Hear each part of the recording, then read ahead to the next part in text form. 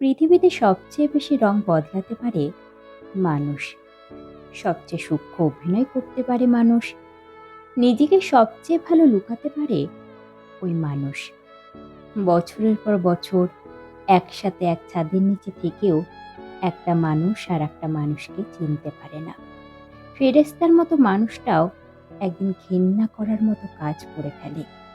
আমাদের বিশ্বাসের ভাঙা টুকরো মেঝেতে ছড়িয়ে ছিটিয়ে পড়ে থাকে। আমরা শুধু অবাক দৃষ্টিতে ফ্যাল ফ্যাল করে চেয়ে রই।